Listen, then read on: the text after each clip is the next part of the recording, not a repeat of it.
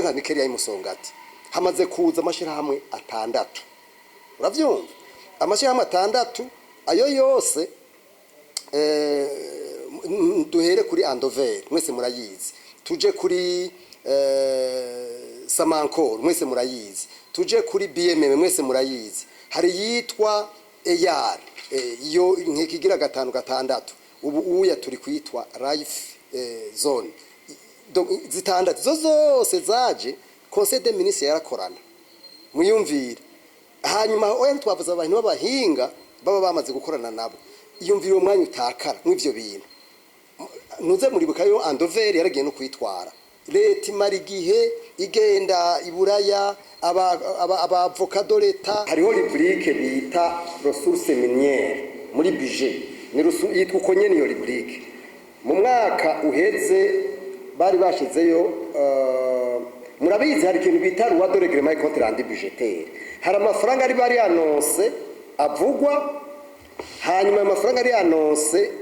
ivyo twarabifiye na premier ministre ifuko ndabivuga gutyo nyene kuko we yavuze ngo twavuze ko ngo hariho zero barashize ko amafaranga ashika umengo niyo myambane bukaneza 25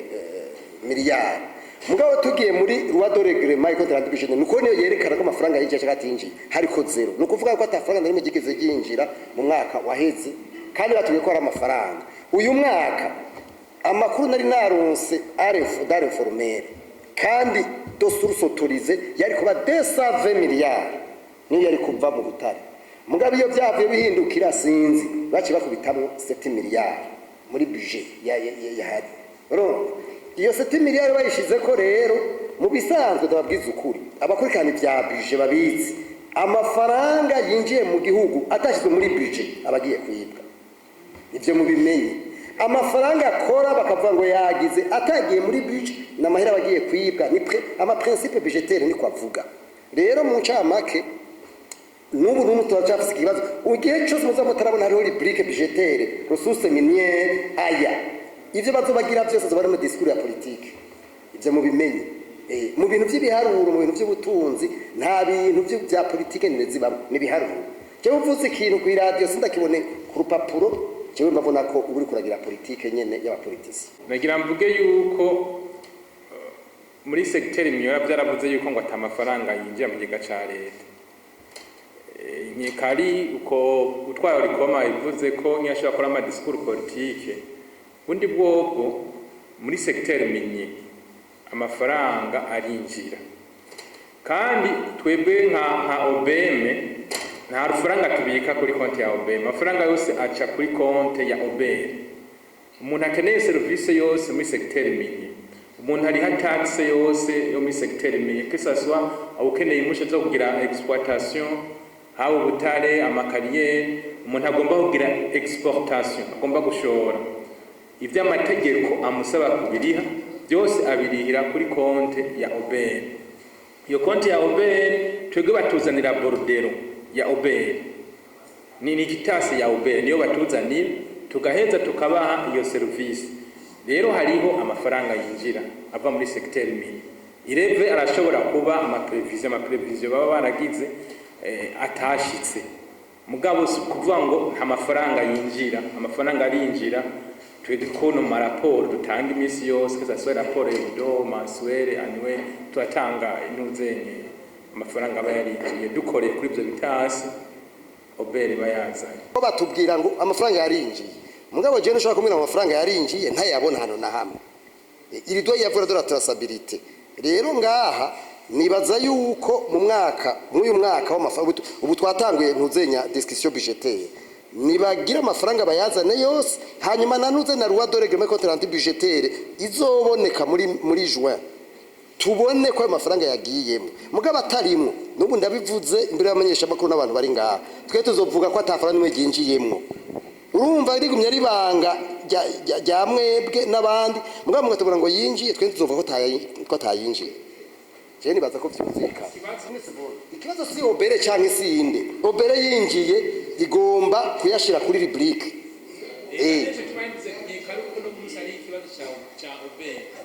baravyumva rero nabo abagiye mu giga ca leta mugabo twebwe nk'abasitwaye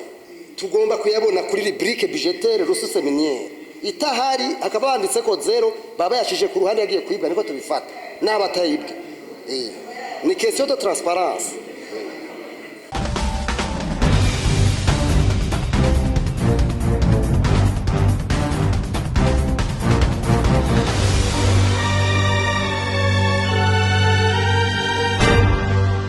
Leta y'u Burundi yaramaze kwemeza neza yuko igisata c'ubutare ari kimwe mu bintu bizotuma igihugu citera imbere naho ugenda kuraba muri vision 2040-2060 ni kuvuga ca gitabo c'imigambi biragaragara neza kandi byarabonetse ko leta yabishizemwo amabujectif atari make yuko igisata c'ubutare kizogira nico gituma leta yaciye ifata ingingo yuko yo kwinjira muri ryashirahamwe ry'ibihugu ku isi rijejwe ryo gutunganya ubutare ryitwa ITIE ni Initiative des Industries Extractives. Ariko rero hariho kibazo c'intambamye ikomeye cyane kijanye no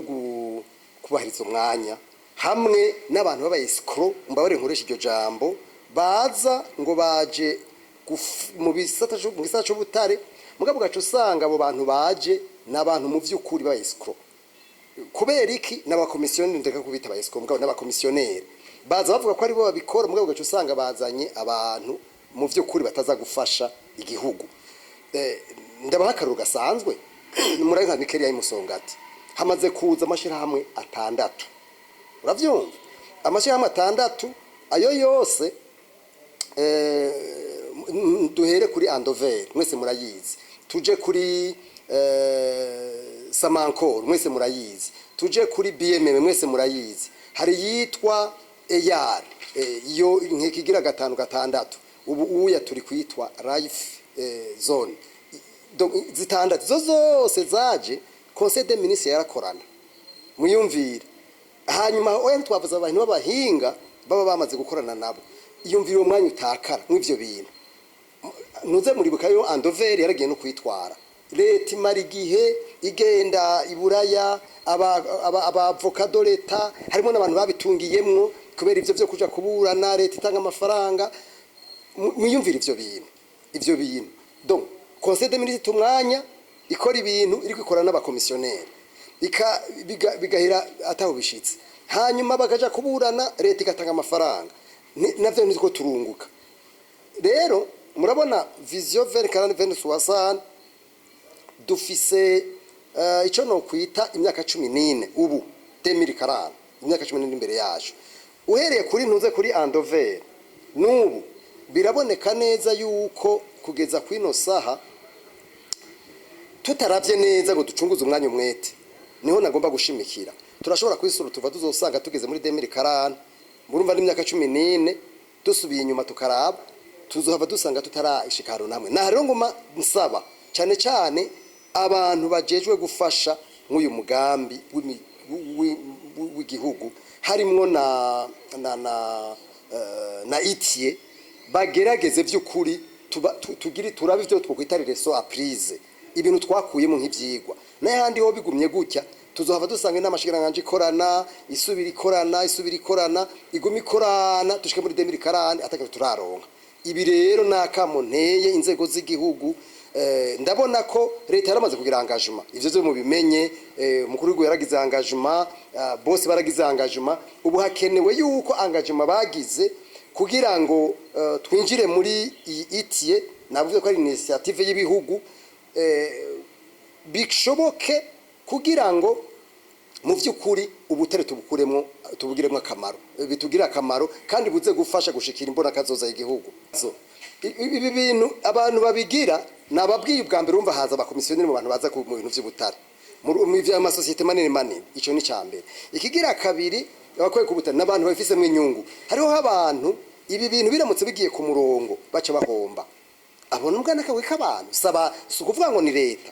aba bantu rero nibo baca batuma ibintu byose biguma bidindira mugabo ko leta yamaze kubibona nigerageze mu vy'ukuri ivyo bintu bikure mu nzira kuko ni ibintu biboneka neza yuko ari abantu baguma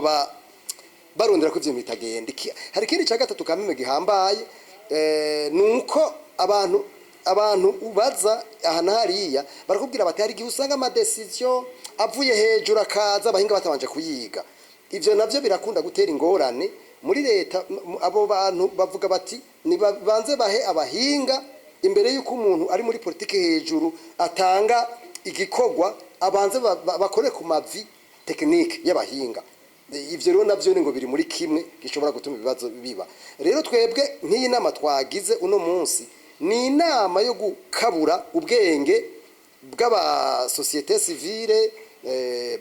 bwa secteur privé nabo mu nzego z'igihugu. Urabona ko baje abari muri byo ubushikiranganje bw'ubutare bwaserukiwe n'ubundi bushikiranganje biraba bwaserukiwe. Mugabo twifuza yuko ibi bintu bitoguma mu manama bije mu ngiro mu byo kuri byo twifuza. Kubwira yuko no munsi ibihugu 53 birimaze kwinjira muri iti ibihugu 53 oya kwisi niga n'ibihugu bifise ubutare. Ibihugu byose bifise ubutare ntimuvyibagire. Hanyuma rero n'ibihugu bidakora transparence, bidakunda gukorera ku mugaragaro. Ibihugu rakamaro ka mbere kayo nuko ikintu ca mbere baviza nuko ubutare aho buri kenshi butakuzwe neza butera ibibazo, buteza ibibazo no gukinga intambara. Nico kintu ca mbere. Ikigira kabiri nuko umwimbu uza ugafasha mu by'ukuri mu migambi y'iterambere. Ico ni ikintu ca kabiri. Ica gatatu nuko iyo winjiye muri itie ugira credibility ku isi, barabona ko ugomba gukorera ku mugaragaro. Nta gihugu na kimwe cinjiye muri itie twebwe twama tugenda mu mahanga kora abandi babikoze n'ingene bigenda, bose bavuga bati umuntu wese yinjiye muri itie akabishobora nukuri umwimbu uraza, kuko hari n'ibihugu birukana kubera vyanse yuko bakorera ku mugaragaro. Ikindi kigira kane harakingirwa environnement, nukuvuga hano bimba ubutare hari abantu bimbuga usanga bibagiye yuko hari ibintu vyononekara. Hanyuma ikindi kigira gatanu, ubutare iyo bwimbwe iyo babushoye barakurikirana kuko hari ico bita traceability maka amafaranga agaruka. Ivyo hanyuma ikindi naco usanga bagira ntushora ubutare budahinguwe, barafasha kugira ngo ubutare buhingurirwe ngaho nyene mu gihugu, ico gihugu bugenda babwiza ukuri. Ubutari iyo bushowe buri brut igihugu gihomba nk'icuro kabiri, kuko ntumenye n'ivyo ushoye. Ivyo tumaze guhomba ni vyinshi, nivyo meje kuvuga erega. Ivyo vyose meje kuvuga kugeza kwino saha twarabihombye nukuri.